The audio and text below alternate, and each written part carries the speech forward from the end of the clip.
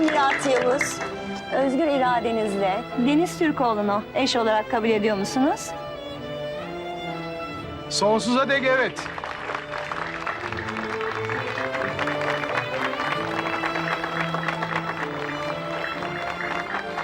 Sizler şahit misiniz?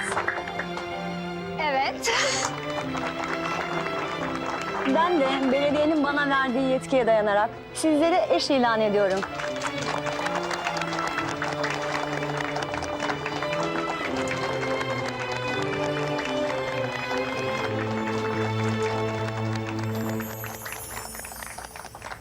Deniz, ayağına bas, ayağına bas.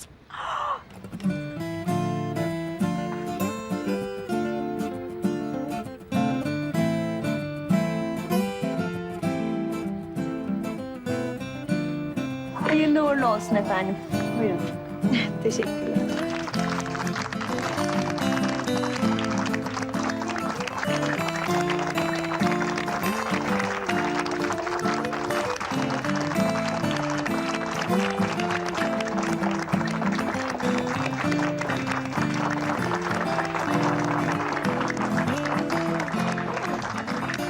Seni seviyorum. Ben de seni seviyorum.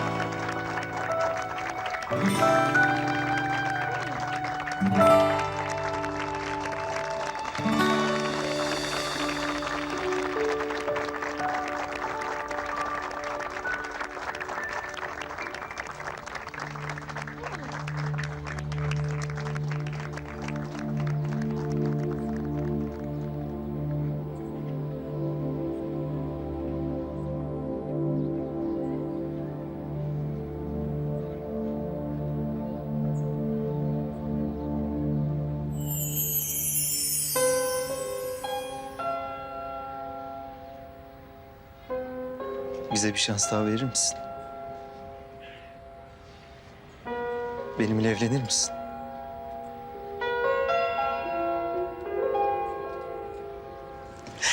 Evet.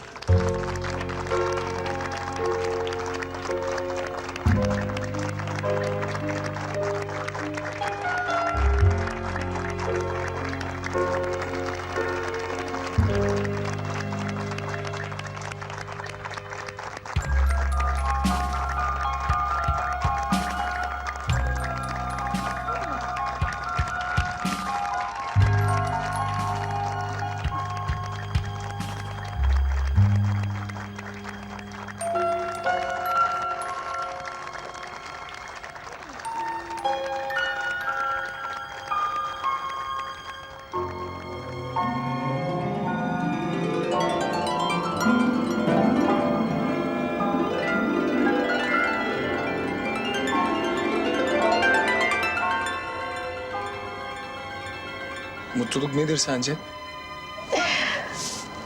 Bence mutluluk bazen paylaşılan bir pasta dilimidir.